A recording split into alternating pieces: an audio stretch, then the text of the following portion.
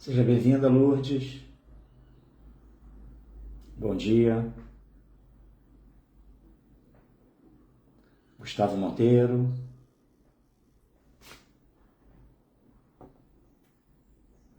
Acabei de conectar aqui a isso com o Rio de Janeiro. Bianca também, conectando aqui com a gente.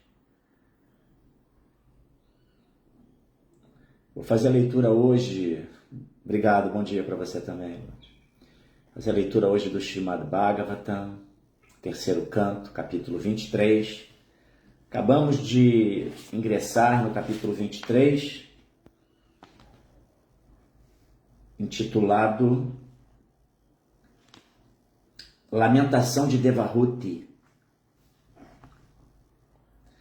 A gente vai ler um verso cujo significado de Prabhupada com certeza vai gerar polêmicas, tá? Mas a gente deve entender que Prabhupada, ele tece seus comentários com base numa situação específica, num tempo específico, né?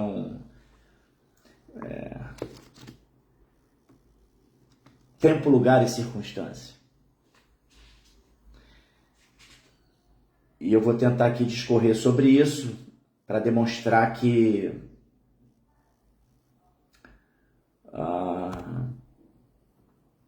na verdade não há polêmica nenhuma quando a gente consegue enxergar as coisas pelo prisma da alma e não pelo prisma das posições circunstanciais que cada alma ocupa nesse mundo.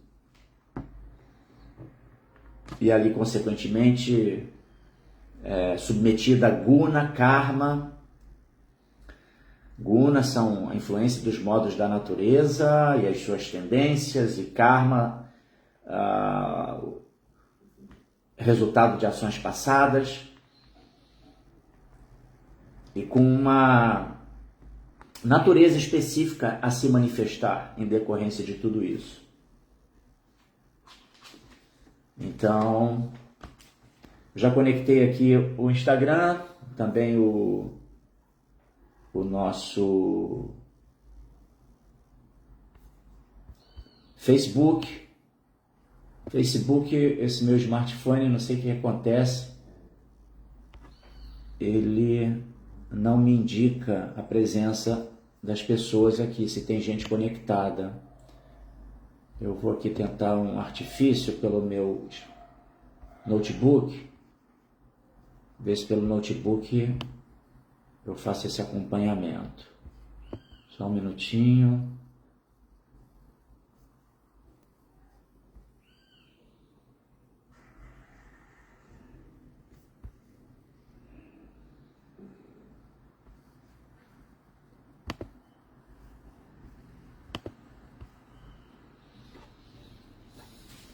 Hoje é sexta-feira, dia 20 de junho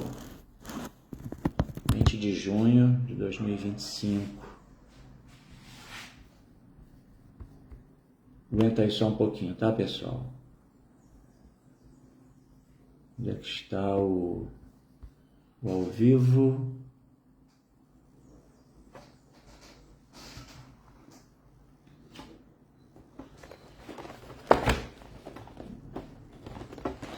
Só um minutinho. Fazer uma logística aqui para poder ficar mais bem aprumado. Espera aí, poder fazer essa... chegou aqui alguma indicação do nosso Facebook. Já temos aqui alguém também conectado. O Marcelo Magalhães chegou. Ótimo.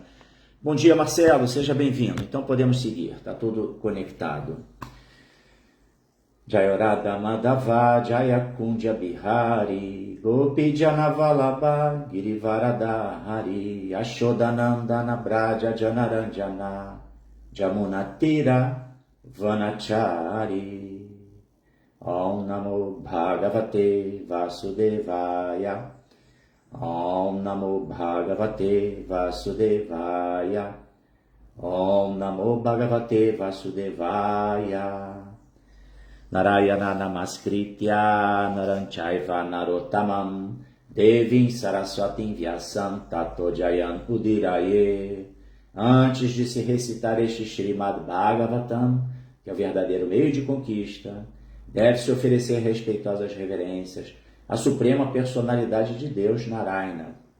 A Nara Narayana Rishi, o ser humano supremo. Reverências também para a mãe Saraswati, deusa da sabedoria. A Srila Vyasadeva, o compilador dos Vedas, e a Srila Prabhupada, o seu propagador. Então, gente, vamos lá. Estamos assim no segundo verso desse capítulo 23, e traz assim um tema bastante, como eu disse, que pode gerar muitas polêmicas, na medida em que nós não estejamos devidamente orientados sob a perspectiva do princípio da alma espiritual, tá? Pessoas assim que estão muito identificadas com a natureza material podem ter dificuldade de compreender esse ponto, tá? Que vai ser aqui abordado, e que se trata de um ponto que está falando de uma sociedade mais ortodoxa, bem diferente da sociedade dos tempos de hoje, que vem passando por muitas transformações, naturalmente muitas conquistas, tá? Mas também, como nesse mundo material, né, tudo é dual e tudo tem um lado positivo e tem um lado negativo, né? Não adianta, é assim que as coisas funcionam no mundo material. Não existe uma situação perfeita, tá? Por exemplo, mesmo o fogo, né? Isso é uma reflexão védica, né? Mesmo o fogo, que é o elemento mais puro, que purifica tudo, dele gera fumaça. E a fumaça, ela tem é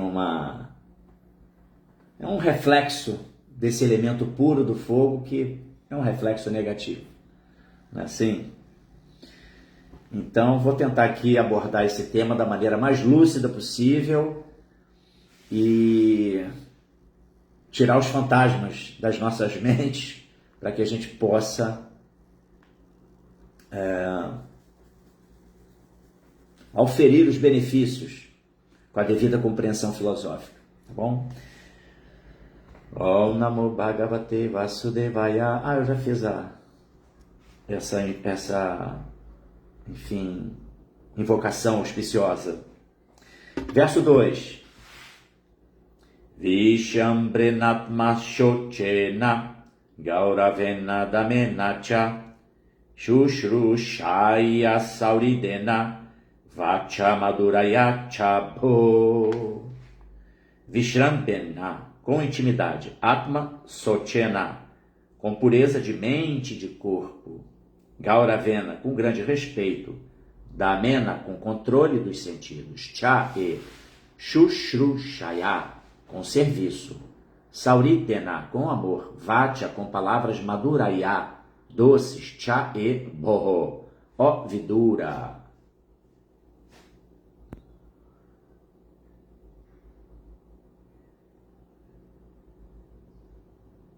Vamos lá, tradução e significados dados por sua divina graça, Bhaktivedanta Swami Srila Prabhupada, que Jai Srila Prabhupada.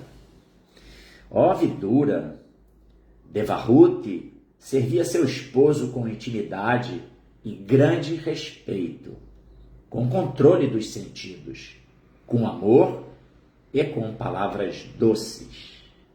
Significado.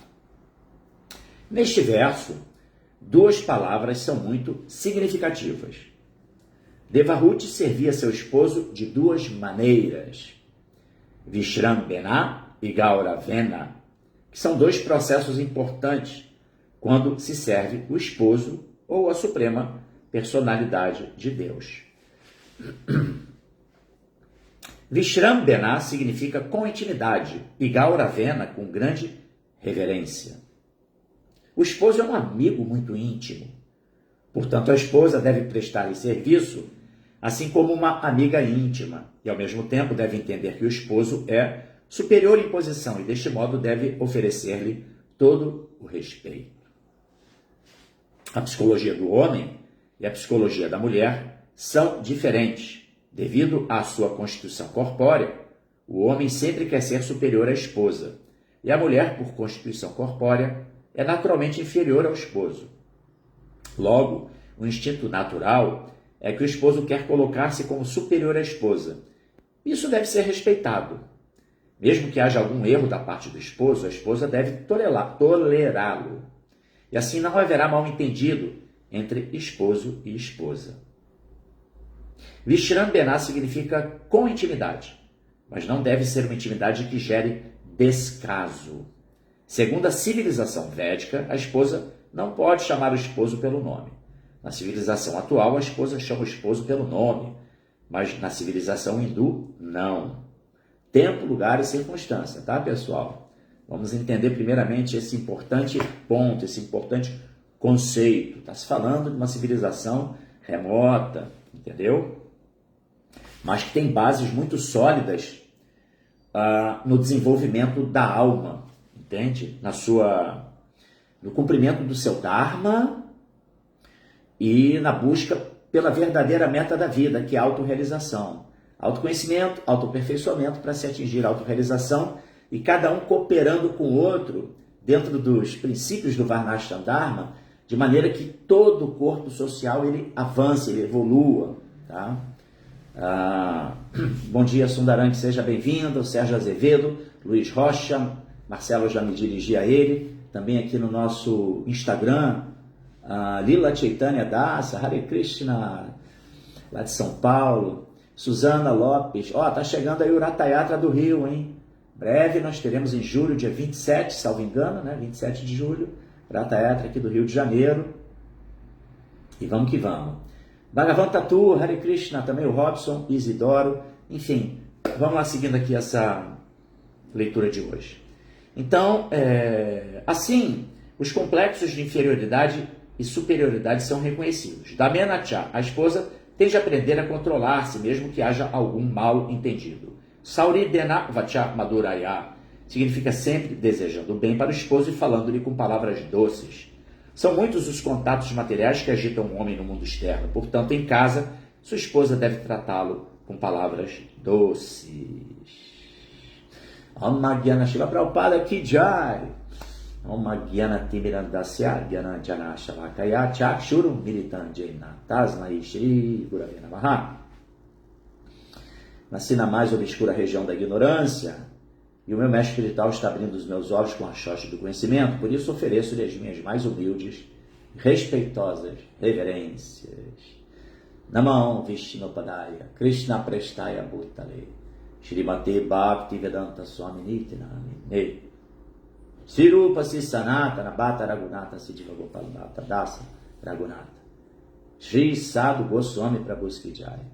Vachakal Patarubhyascha Kripa Sindhu Bhyayevacha Patitanam Pavanebhyo Vaishnavebhyo Namo Namaha. Jaya Sri Krishna Chaitanya Prabhu Nityananda Shri Advaita Gadadhara Shivasadi Gora Bhaktavrinda. Hare Krishna Krishna Krishna Hare Hare, Hare Rama Rama Rama Hare Hare. Então vamos lá, você que chegou agora, repetir aqui o verso, seguindo o protocolo. Oi, Otávio Daniel, Hare Krishna, bem-vindo. Vishrambhena Masochena Gauravena Damenacha Shushrushaya Sauridena Vacha Madhuraya Chabho. Ó Vidura, Devahuti servia seu esposo com intimidade e grande respeito, com controle dos sentidos, com amor e com palavras doces. Bom, vamos lá. Nesse mundo material, cada alma espiritual ela é alocada numa condição que reflete, né, o seu processo, a sua jornada como alma nesse mundo, na qual fica submetida ao desenvolvimento natural através da vivência em diferentes espécies de vida. Então, cada alma recebe um invólucro, um corpo material, que vai ser exatamente ali a medida certa daquilo que ela precisa estar submetida nesse ciclo de nascimentos e mortes, né? Que pode ser interminável, mas que vai havendo um desenvolvimento gradual até que ela possa chegar, essa alminha que passou lá por várias espécies inferiores, até a forma humana de vida, onde ela vai resgatar seu livre-arbítrio e, devido às potencialidades da forma humana, ela vai estar capacitada, pelo menos com a tendência, mediante o uso favorável das potencialidades da forma humana, dessa tecnologia da forma humana, desenvolver-se no cultivo da compreensão da vida, né, da meta da vida. Qual é o propósito? Hoje em dia tem muito isso, né? Qual é o propósito? Qual é o meu propósito? Normalmente essa indagação, ela está atrelada à compreensão do Dharma mundano. Qual é o meu propósito nessa vida? O que eu, a pessoa identificada com o seu personagem, ela quer saber qual é o propósito dela sob o ponto de vista do Dharma mundano. Onde ela pode atuar e como atuar, sim, em benefício da sociedade. Muitas vezes tem-se essa perspectiva, tá? Mas não está se falando do propósito que transcende, né, que vai além do personagem circunstancial, temporário, transitório que cada um vive, né, e do papel que cada um tem que exercer nesse mundo material. Seja no âmbito familiar, como um chefe de família, seja no âmbito profissional, como uma pessoa que tem ali oferece a sua contrapartida para a sociedade, na forma de serviços, enfim. Abre-se aí um leque, né, de opções, na é verdade. Mas, sem dúvida, situar-se devidamente,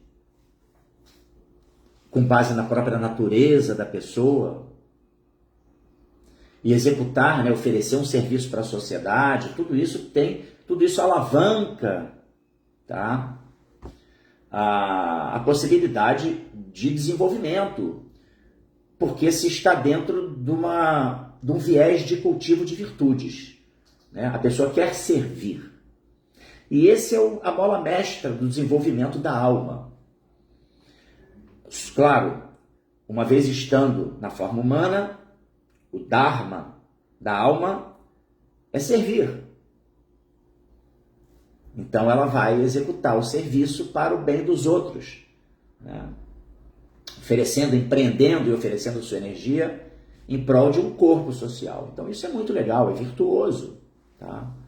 Uma forma de se expressar, de agir, que oferece-se frutos para ali aquele corpo social na qual se está inserido. Então, beleza. Mas a gente sabe que existe um propósito que está além desse propósito, que é o verdadeiro propósito que se deve desvendar nessa existência material, que é o verdadeiro propósito da alma, da sua existência, que é servir a Deus.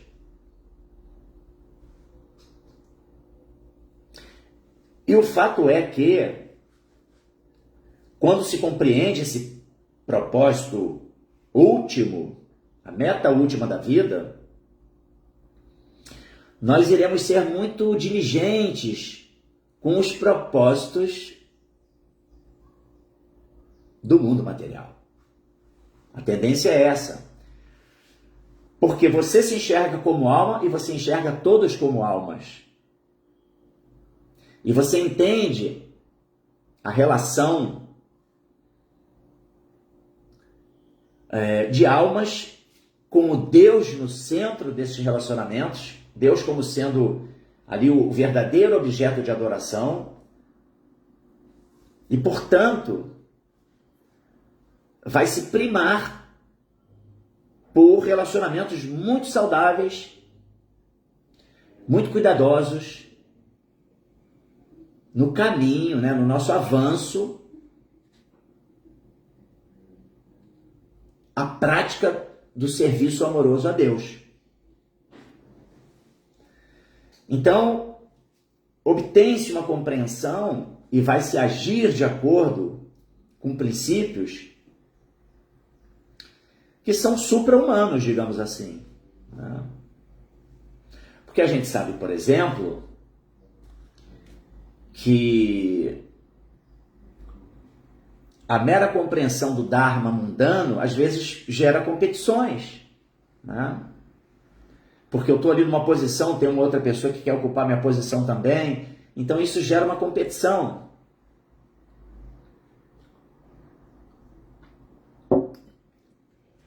E tem aquele ditado que fala assim, farinha pouco, meu pirão primeiro.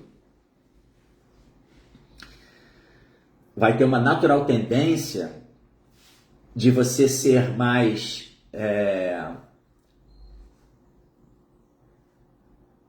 ávido por suprir as demandas do seu núcleo. E a gente sabe que espiritualidade significa expansão do egoísmo, no sentido de que você amplia as suas possibilidades, as suas perspectivas de servir. A tendência da alma, primeiramente, é ela se colocar como centro de tudo e buscando ela sempre se beneficiar. Aí uma pessoa um pouco mais lúcida, ela vai ser um chefe de família e ela vai ter preocupação com o seu núcleo familiar, sua mulher, seus filhos. Mas aí, expandindo um pouco esse egoísmo, não, eu quero também ser uma pessoa que age de maneira benéfica para mais gente, meus amigos, aquelas pessoas mais próximas. Não, mas eu quero expandir ainda mais. E aí, de repente, a pessoa vai tendo essa compreensão e o seu egoísmo ele vai se expandindo no sentido positivo, né? Não é de que ele vai ser mais egoísta. Não, ele está dividindo a sua vida com mais pessoas, digamos assim. E aí até que se possa chegar a uma compreensão, né? Através da luz do conhecimento espiritual. As escrituras védicas estão aí para isso, né? Esse é o legado de Srila Prabhupada, para a gente compreender efetivamente qual é o verdadeiro propósito da vida, tá? Mas aí cada um tem que se situar também de acordo com guna, karma e natureza, tá? Então, por exemplo, mesmo no reino animal, cada ser ele cumpre um propósito dentro do ecossistema. Cada um vai cumprir. É uma alma, gente, de mesma qualidade de uma alma que se encontra numa forma humana. Entende? Só que devido ao invólucro que aquela alma está habitando, ela vai estar mais ou menos limitada. Então, por exemplo, a gente sabe que a abelha, as abelhas, alminhas que estão em formas de abelhas, que produzem mel. Inclusive, as abelhas é interessante que elas têm uma sociedade muito bem fundamentada, muito bem estabelecida, inclusive dentro de princípios hierárquicos, em questão de trabalho, de ocupação. É muito interessante.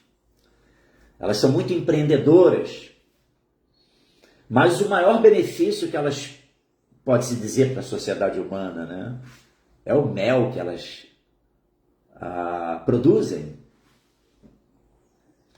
Mas você não pode esperar que o marimbondo vá produzir mel. Não, o marimbondo não vai produzir mel. Cada um tem ali uma função específica. Tá? Nós temos, por exemplo, dentro do reino dos cães, tem um tipo de cachorro que ele é expert em conduzir o gado para o pasto. Tem que levar de um pasto para o outro. Então eles são auxiliares dos vaqueiros e tem assim uma habilidade incrível de fazer com que o gado ele vá para o lugar que ele deve ir, para o pasto, onde ele vai poder se alimentar. É um cão, entendeu? Mas ele é dotado, mas é uma raça específica que tem essa capacidade. Pode ser que você até consiga treinar uma outra raça para aquela atividade, mas não é algo simples, porque aquele animal ele já tem assim a sua natureza, essa natureza desenvolvida para aquele tipo de atividade, entendeu? Onde é que eu quero chegar? Cada um tem uma ocupação, tem um aspecto de natureza que a pessoa vai ali manifestar, entendeu? E cada um cumprindo com as suas funções, existe aí uma contrapartida. Né? Imagine mesmo um cão, como esse que eu mencionei. Imagine esse trabalho que ele faz, transporta, ele ajuda o transporte do gado, a alocação do gado de um pasto para o outro, para que o gado possa se alimentar, entendeu? Que seja um gado leiteiro muito bem cuidado no pasto, né? Ordenhado manualmente, que o leite seja oferecido a Krishna. Aí é a perfeição, né, da vida, né, gente? Tudo se encaixa perfeitamente. A gente sabe que hoje em dia as coisas não são assim, infelizmente. Né? Mas o ponto é esse. E é interessante, a gente deve entender uma coisa muito importante. Que todo sistema, o propósito último, tá? De um pai e de uma mãe é possibilitar que seus filhos sejam liberados da necessidade de voltar a ter que nascer nesse mundo material, voltar a ter que aceitar uma forma física, humana, ou seja, livrá-los do ciclo de nascimento e morte.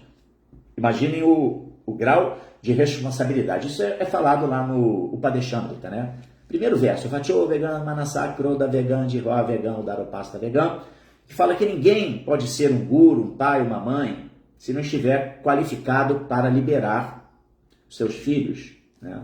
No caso do guru, seus discípulos, né? Que são os seus filhos. Mas isso se aplica também ao pai e uma mãe, né? Um pai e uma mãe que têm seus filhos, eles têm que estar aptos a oferecer o devido conhecimento para liberar os seus filhos do ciclo de nascimento e morte. Ou seja, é uma grande responsabilidade. Por quê? Porque o que está se enxergando aí é a urgência de uma alma ser devida instruída, orientada com base nos princípios espirituais, para que ela possa abrir os olhos para a realidade e ter a prerrogativa mais nobre da existência, que é conectar-se com o serviço devocional a Cristo, aquele verdadeiro propósito da vida, a meta última da vida, servir Deus amorosamente. E eu gosto sempre de fazer uma referência que é de um mandamento cristão, que fala, né? Amar a Deus sobre todas as coisas, ou seja, se alinha exatamente com esse princípio, né? De o que é o mais importante? Amar a Deus sobre todas as coisas. Como é que o amor se notabiliza? Meramente por um sentimento negativo, mediante atitude amorosa. Serviço. Não é verdade? através do serviço amoroso, a gente vai estar efetivamente demonstrando amor. Se você meramente falar, eu amo, eu te amo, mas você não age, aonde está esse amor? Né? Então, o serviço. Então, amar a Deus sobre todas as coisas. Mais importante, esse mandamento está falando, é isso. Deus é a meta. Né? Tem que estar acima de tudo. O serviço amoroso a Deus. E aí, ao próximo, como a ti mesmo. Ou seja, tudo começa, né, com um cuidado próprio. Como é que eu posso oferecer para mim mesmo o que é de melhor? Para que eu me encaixe dentro do propósito, do verdadeiro propósito da vida. Para isso existe o Sadhana Bhakti. Regras, regulações, disciplina de vida espiritual, que vai possibilitar que eu me enxergue como alma, que eu comece a agir dentro da conduta de uma alma, como uma alma deve agir, mesmo estando nesse mundo material. O que não é fácil não, tá? Até na segunda-feira eu recebi aqui em casa Purushottama Swami, e ele fez uma observação muito inteligente, muito pertinente, sobre a dificuldade que é você vencer a identificação corpórea. Porque uma vez estando corporificados, nós temos a necessidade de se alimentar pelo menos 2 vezes por dia, 3 vezes por dia normalmente, as pessoas se alimentam.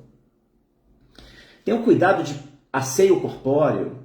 Você tem que manter o corpo e você tem que gerar aparatos para o conforto do corpo, a segurança do corpo, né? Ter uma casa. Você precisa botar o corpo para dormir, para poder ter o devido descanso. Então, só disso aí, só dessas demandas, tudo isso já é uma maneira de você ficar muito identificado com o conceito corpóreo da vida. Né? Então, não é algo muito simples. Então, agir como alma precisa de ter muita nutrição para a inteligência diariamente. Para isso, nós estamos aqui. Para sermos nutridos e para que a gente possa desvendar esse mistério da vida. A compreensão de que eu sou uma alma espiritual, eu sou uma parte integrante de Deus. E o verdadeiro propósito é eu servir Deus. Mas para servir Deus, primeiro eu tenho que me desenvolver na compreensão, na solidificação de condutas que vão permitir que cada vez eu me perceba mais como alma e haja mais nessa vertente. Eu sou uma alma espiritual. E aí, automaticamente, quando você serve a si mesmo, dentro de princípios e valores da alma, você vai estar se qualificando para amar ao próximo. Porque você sabe se amar. Você consegue ter o verdadeiro amor próprio, oferecendo a si mesmo o que há de melhor, como alma que é. Consequentemente, você enxerga o irmão dentro da perspectiva de também uma alma. Isso, o irmão perante Deus, né, gente? Porque todos nós temos uma paternidade em comum.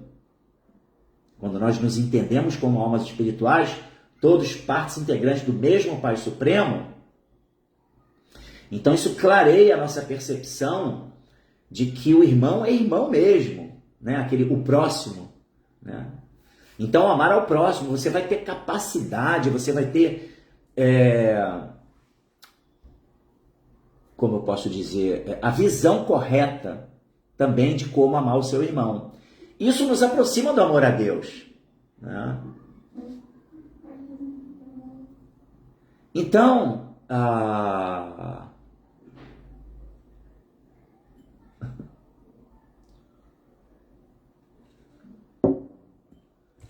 ou seja, estamos falando aqui de uma compreensão, né? Compreensão do verdadeiro objetivo da vida, dessa urgência que é desvendar isso. Então, voltando ao ponto, por isso, um pai e uma mãe, eles têm que ser muito diligentes na orientação dos seus filhos, para que eles possam também desenvolver compreensão acerca desses temas deveras elevados, entendeu?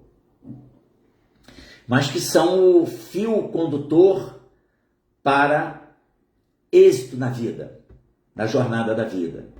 E colher o melhor possível de resultados para que a gente possa, né, naquele momento final de partida desse mundo, sair bem desse mundo. Essa é uma expressão também muito utilizada por Purushottam Swami, né? Sair como sair bem desse mundo. Como é que você vai, por exemplo, fazer um curso, seja universitário, acadêmico, e você vai como é que você vai poder ir se graduando? Tem que ter empreendimento, tem que ter estudo, tem que ter dedicação, pesquisa. E aí quando vem as provas, os testes, você estudou, você se preparou, e aí você está lá na prova final e você está absolutamente seguro, porque você fez todo o dever de casa. Então a gente não pode, assim, esperar que nós vamos ter capacidade de lidar com a prova final da vida, que é o momento de partida desse mundo,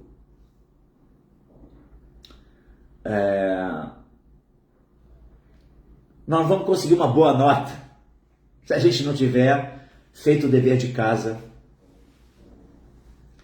através dos estudos filosóficos, das práticas devocionais, que vão trazer realizações e capacidade de, naquele momento crucial, a gente estar seguro, abrigado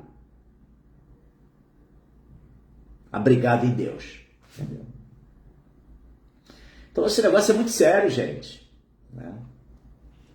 É muito sério. Então, qual é o ponto? Dentro da estrutura do Varnashrama Dharma, que é uma estrutura social que o próprio Deus estabelece, o objetivo é todo mundo cooperar com todo mundo. É o princípio de, porque você soube se amar, soube amar a si mesmo, você está capacitado a amar. Tudo, estou falando tudo, gente, no princípio do serviço, de autosserviço benéfico, servir ao próximo, tudo com esse objetivo de crescimento gradual de consciência, entendeu? Que nos conduz a Deus, porque a escola da vida, o objetivo da vida é esse.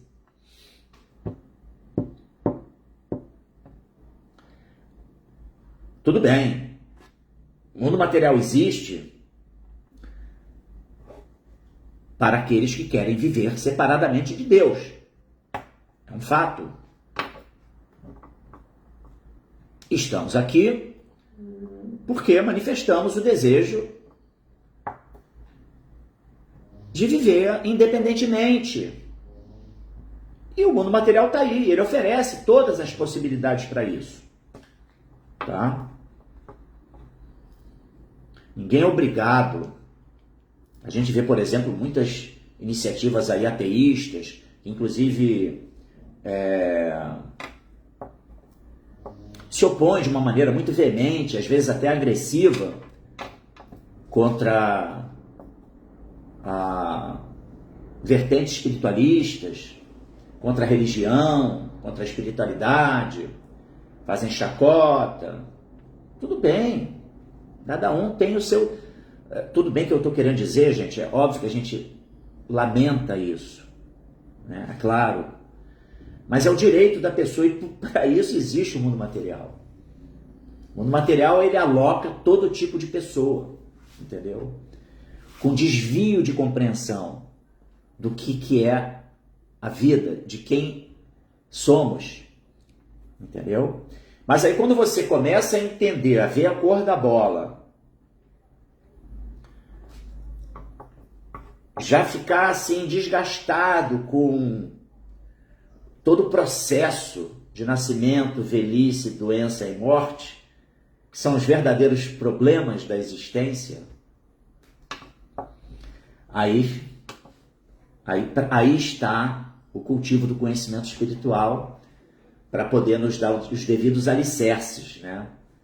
Para a gente caminhar no sentido de nos prepararmos para a prova final da existência material. Então esse é o ponto. Então cada um se situa de uma maneira. Cada um tem que ali executar. E dentro de um contexto familiar, tá? Dentro de uma tradição, tá? Hoje, obviamente, tudo mudou. Tá tudo diferente. Inclusive, a gente não pode negar o avanço em termos das liberdades individuais. Inclusive a liberdade das almas que estão em corpos femininos, ou seja, das mulheres.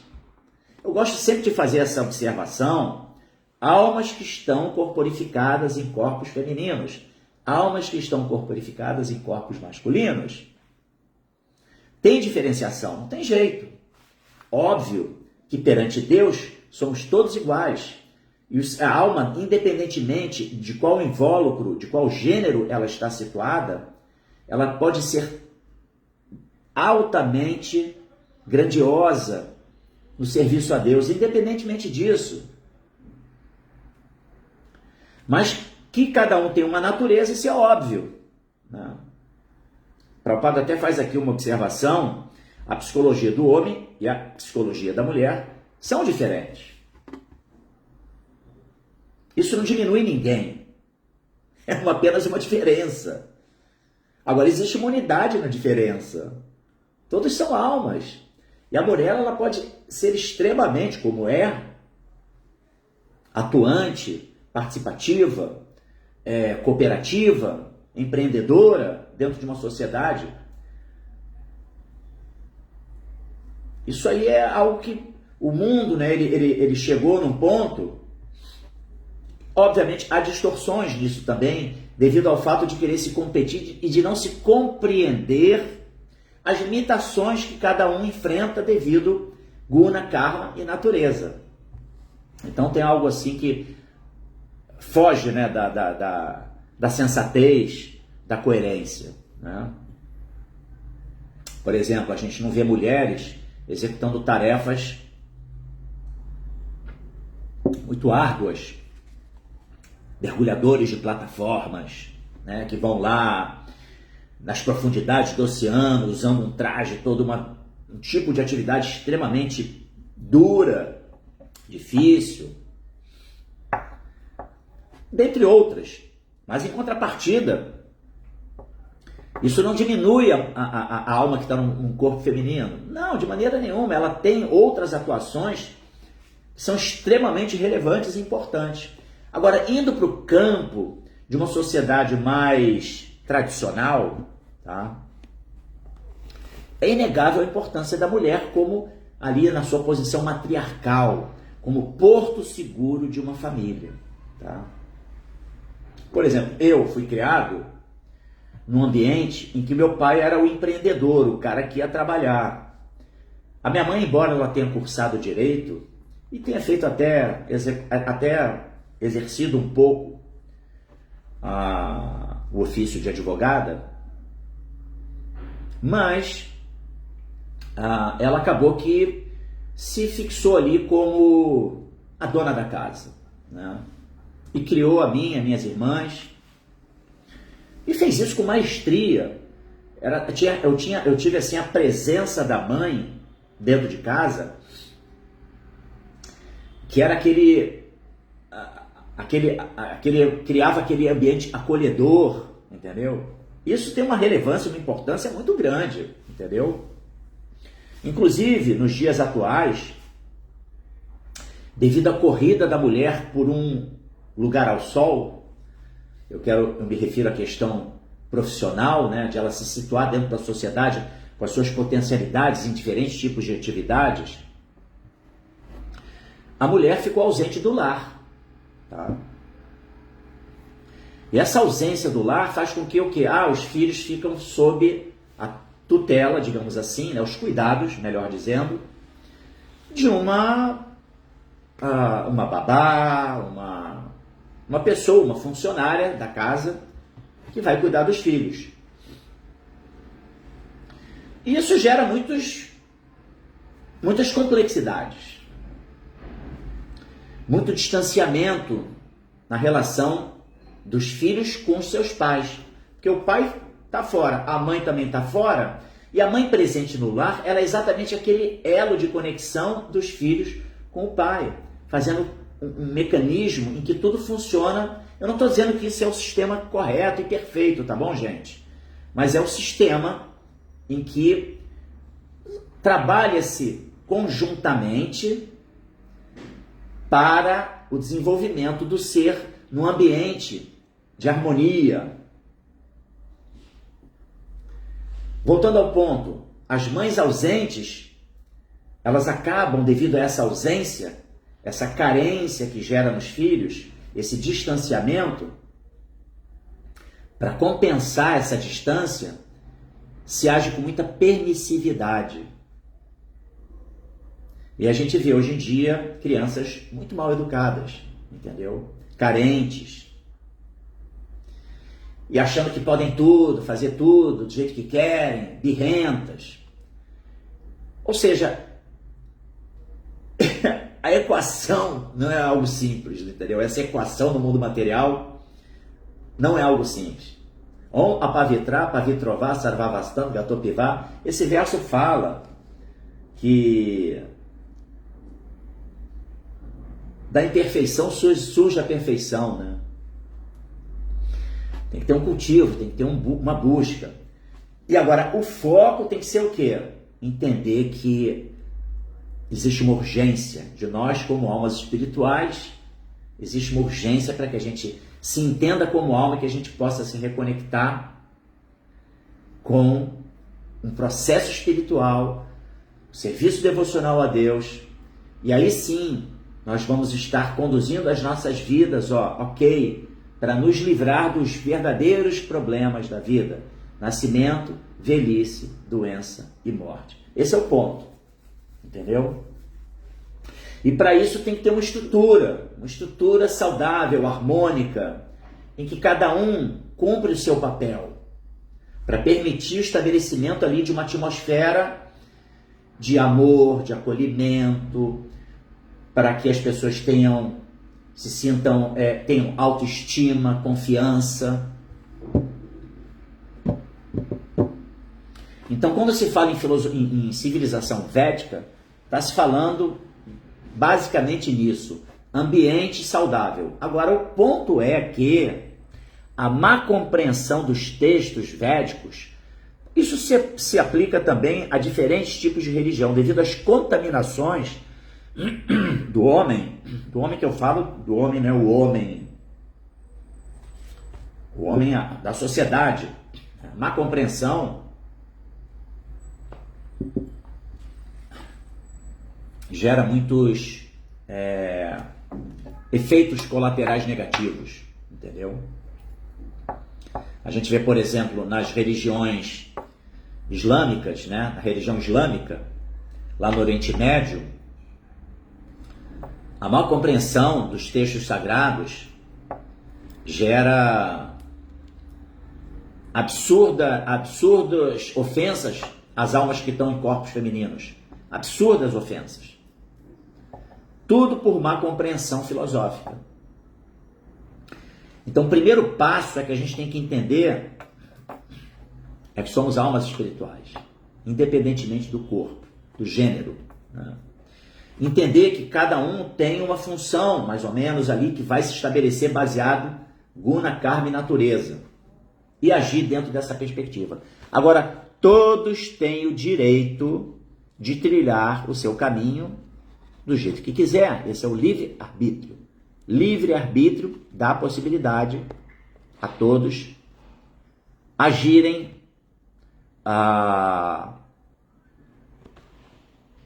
do jeito que quiserem. né? Agora, daí vem os desdobramentos, os reflexos e até que ponto eu não vou estar fugindo da minha natureza, deixando de cumprir com um dharma importante, sobretudo no âmbito familiar, né? E, consequentemente, gerar os reflexos negativos que estão aí, né? Mais do que demonstrados nessa sociedade caótica que a gente vive, né?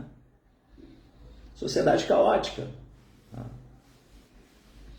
Então, graças a Krishna, Prabhupada veio, trouxe o conhecimento e trouxe os seus significados Bhaktivedanta, que permitem que a gente entenda pontos filosóficos sem descambar para fanatismos, para má compreensão dos textos escriturais e, consequentemente, gerar mais reflexos negativos. Não é isso? Muitos comentários aqui, isso é muito legal. Vamos lá. Deixa eu mexer aqui no cursor.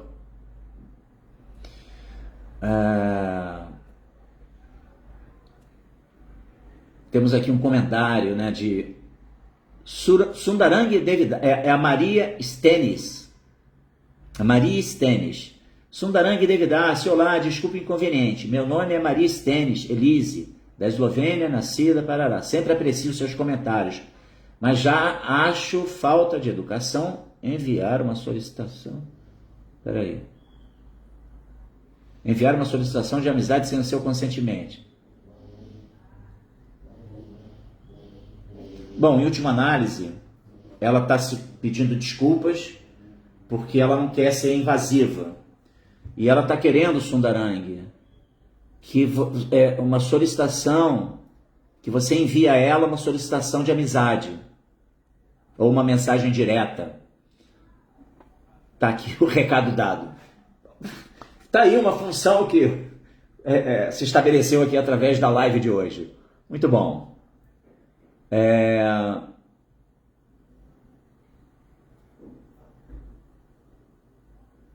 Também para o Otávio Daniel.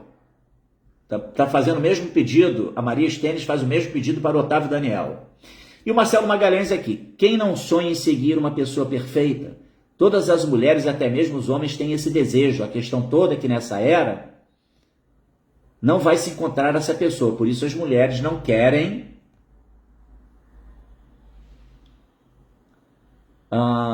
mais obedecer os maridos. Muito ao contrário. Inclusive, pensando no bem da família, as esposas hábeis fazem todo um teatro fingindo que o homem está mandando. Mas ela é que fica por trás fazendo todos os arranjos. Tem aquele ditado, né? Que aqui em casa quem dá a última palavra sou eu. Sim, senhora. Não é isso? Sundarangi aqui, concordo com a sua fala. A mulher indo para o campo de trabalho externo criou também um distúrbio social. A gente tem que ver as coisas com bastante lucidez, né? Sem, assim, insuflar, entendeu? Sem insuflar, como se diz,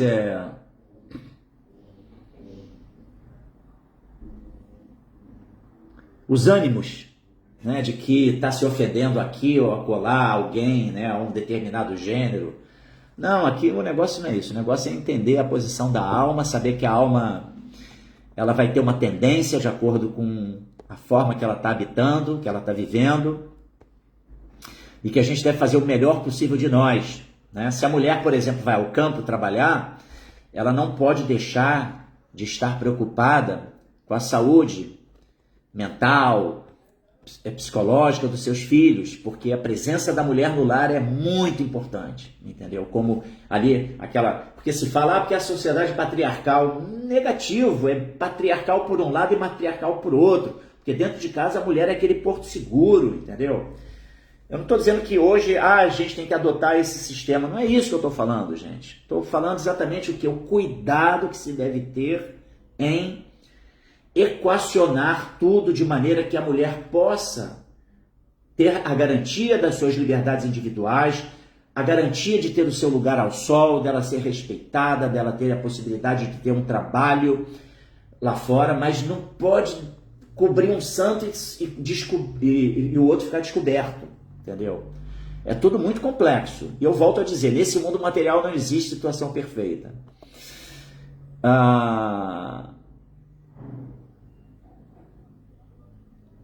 Aqui Haridashana, como é que você está, irmão? Espero que esteja bem. Aqui Sundarang, ou Maria Esteles, Sundarang falou aqui que tudo bem, farei isso, vai fazer a solicitação, tá, de contato com você. Mas então, Haridashana, reverências, espero que você esteja bem, se recuperando. Estamos todos aqui orando, tá, pela sua pronta recuperação. A Sundarang também fala aqui, talvez os empregadores pudessem dar uma carga menor de trabalho. Excelente, é isso. É muito legal. Porque a mulher, ela realiza também as suas potencialidades no campo de trabalho, mas excelente ideia essa, né? Uma menor carga de trabalho, mas ela pode também estar ali presente no lar, né? Otávio Daniel, obrigado aí por seu comentário, bom que você gostou. Ele fala aqui, um ponto sobre o livre-arbítrio. Nessa era, é possível notar que existem pessoas que escolhem se aproximar de Deus e outras o contrário. Todavia, há a maioria que sequer sabe o que quer. Daí vence quem vende melhor o produto. Maia é uma excelente vendedora. Excelente teu comentário, Otávio. Verdade, cara. Exatamente isso. Maia é poderosíssima nesse mundo.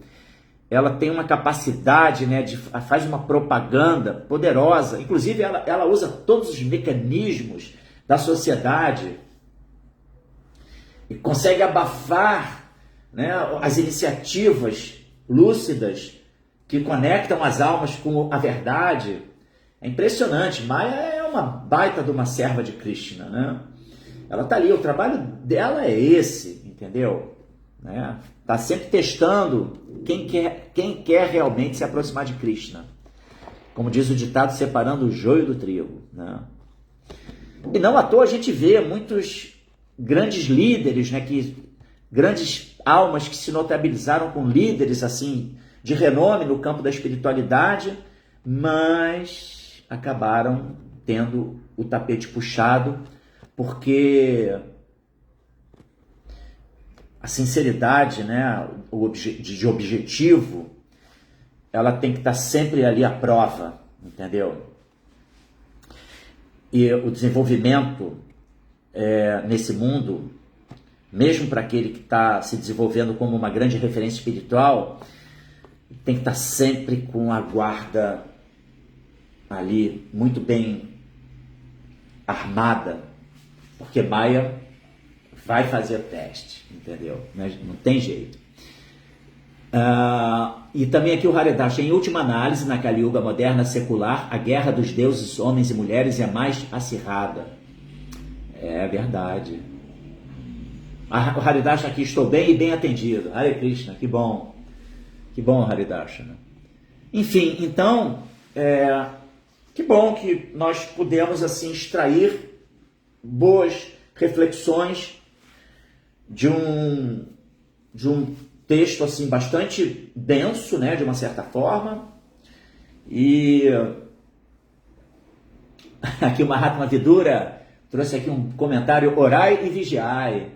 É por aí, não pode perder esse norte, né? Tá sempre ali na rendição a Krishna, orando, pedindo proteção e alerta os inimigos internos, sobretudo, né? Vigiando essa mentezinha materialmente condicionada que nós temos e dando assim, oferecendo o melhor possível, né? Nutrindo a inteligência para que a gente possa discriminar e oferecer a nós mesmos, em atitude amorosa, em amor próprio, né? Oferecendo o melhor para o nosso desenvolvimento na nossa caminhada. Obrigado aí, Mahatma Vidura, pelo comentário. Hare Krishna. Todos vocês aqui. Tem mais comentário aqui também, o Mahatma Jai Prabhu.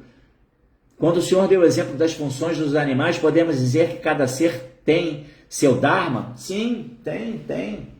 A água tem o Dharma. O fogo tem o Dharma, né? A água tem o dharma de umidificar, de hidratar. Ela tem a sua constituição fluida. O fogo, ele queima, ele traz calor, luz, reduz tudo a cinzas. É o elemento de purificação, entendeu? Então, cada um acaba que tem um dharma mesmo, né, a ser cumprido, tá? O Laércio Klasman estava sumidaço, apareceu aqui. O Sanatana Dharma, Padre Sérgio, Hare Krishna, reverências. Que bom todos aqui. Deixa eu ver se tem mais algum comentário. Senão eu vou estar encerrando aqui a nossa live de hoje.